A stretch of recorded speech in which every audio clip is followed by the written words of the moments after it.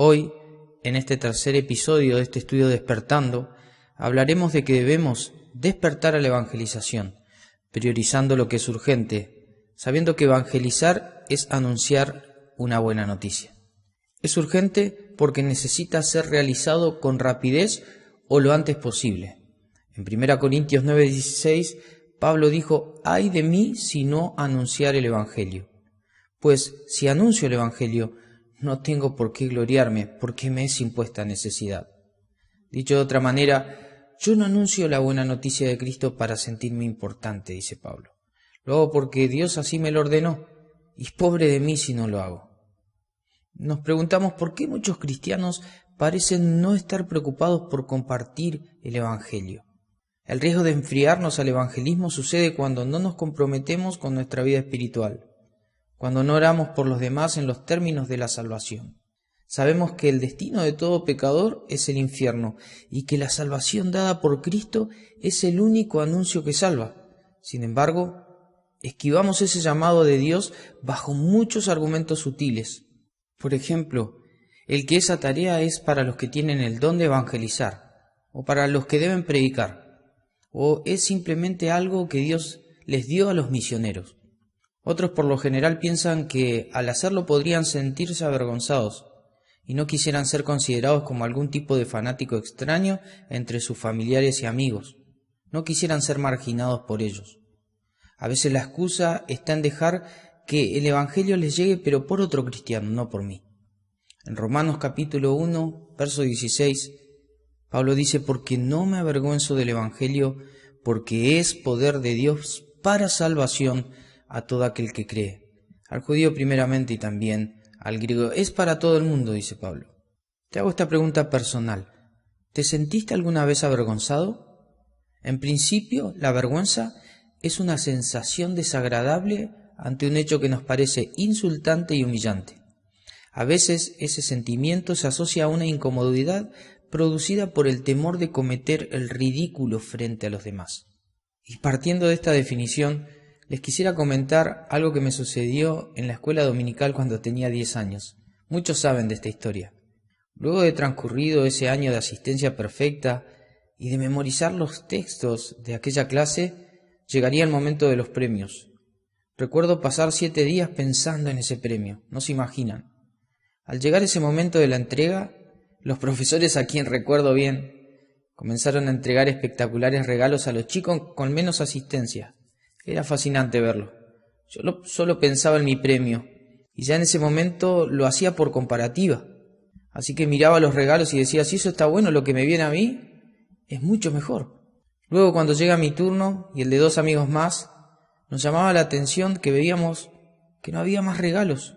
Y uno de los profesores se nos acerca y de su Biblia saca 3 libros que titulaban «Señor, no me dejes rodar», de un autor que es Joseph D. Smith. Lo recibí agradecido, pero 3 segundos después, ante la desilusión, me largué a llorar con mucha vergüenza. Les aclaro que conservo el libro luego de un tiempo de duelo, pero pude leer y aprender mucho de ese libro, pero el sentido de vergüenza fue muy grande, y de ese llanto me acuerdo muchísimo. Cuando Pablo dice que no se avergüenza del Evangelio, está admitiendo al menos 2 cosas: que se vio tentado a sentirse avergonzado, admitiendo que cuando tuvo que predicar de Jesús, por ejemplo ante los griegos de Corinto, con tanta debilidad, él afirma que temblaba de miedo allí en 1 Corintios capítulo 2 del 1 al 3. Pablo sabía que el mensaje de la cruz era fuertemente rechazado por los religiosos judíos y por los filósofos griegos. Esto lo puedes ver en 1 Corintios capítulo 1 del 18 y el 23.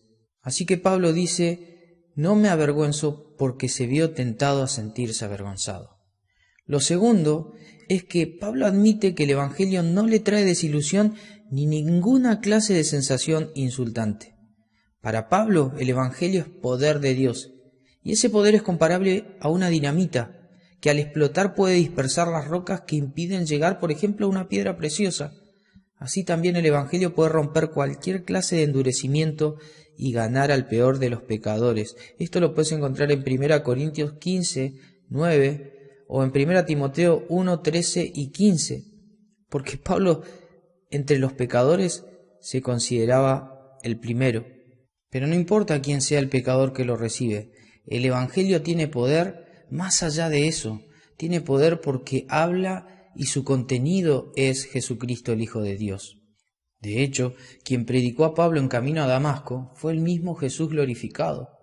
Por esta razón, Pablo consideraba el Evangelio como una buena noticia, un regalo o gracia que se ha hecho visible a todos los hombres, como podés leerlo en Tito capítulo 1, verso 11. Pablo no se avergüenza del Evangelio, pero también para Pablo es un deber, es una urgencia. ¡Ay de mí si no lo hago! Y aunque es muy cierto que el Evangelio alcanza a todas las personas, es también cierto que el Evangelio llegó a los judíos primeramente. Y fue por judíos que el Evangelio llegó hasta lo último de la tierra. Ellos recibieron el mandato allí en Hechos capítulo 1, verso 7, y corrieron y vieron la urgencia para participar del evangelismo. Este mensaje es el que tiene poder de llamar al hombre a que crea, y al que cree salvarlo. Así de simple, así de poderoso. Pero ahora esta no es una orden solo para los discípulos de aquella época, que la cumplieron. Pablo le dice a la posteridad, a Timoteo, haz obra de evangelista, cumple tu ministerio, 2 Timoteo capítulo 4, verso 5. Allí la idea es que seamos buenos narradores, y cuando hablamos del Evangelio, Pablo le ha dicho a Timoteo una frase que es muy importante. La obra de evangelista es compatible con la piedad. La piedad puede definirse como la devoción a Dios. Pablo ha dicho que la misión cristiana se sostiene por el misterio de la piedad allí en 1 Timoteo 3:16. Y nos revela que ese misterio es grande porque ese misterio revela a Jesucristo. Y es que así comienza todo, con nuestro Señor. Él es la revelación de Dios, Él es la verdad. En Él está la salvación, la gracia, la misericordia y el perdón. Y en aquel texto el apóstol dice que Jesús fue creído en el mundo. ¿Cómo que fue creído? Esa es una pregunta importante. Y es que el apóstol sostiene que la piedad, la devoción a Dios, también se trata de la evangelización, del Evangelio. Se trata de la buena noticia, se trata de las palabras de Jesucristo, de la doctrina que se conforma a este fin. Y esto se lo dijo a Timoteo en su primera carta, capítulo 6, verso 3. Finalmente, la piedad, la devoción a Dios, es un tema de vivencia, de aplicación. Y quiero que me preste atención. Si la piedad comienza por Cristo, se predica por medio del Evangelio, todo aquel que recibe esta palabra debe ejercitarse en la piedad. Porque es la piedad, la devoción a Dios la que aprovecha al hombre. Sirve para todo, para esta vida y aún para la otra en el más allá. Y esto se lo dijo Pablo en 1 Timoteo capítulo 4, versos 7 y 8. Así que podríamos mirar desde dos perspectivas esta misma realidad.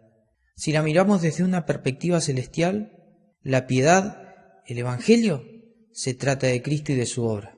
Así que esa obra es la que predicamos en el mensaje del Evangelio, la obra de Cristo y de la cruz.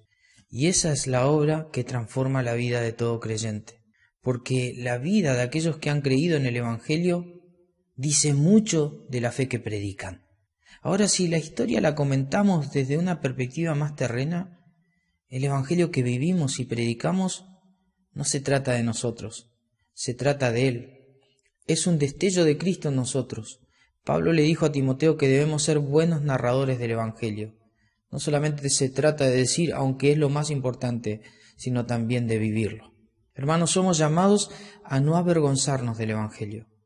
No hay razones para sentirnos desilusionados y llorar con vergüenza a la vista de los que lo rechazan, pues entre todos ellos habrá muchos que creerán. Si nos motiva, recordemos el día que recibimos la buena noticia. Recordemos quién nos contó de Cristo, pero también recordemos quién nos ha perdonado, que es nuestro Dios por medio de Cristo.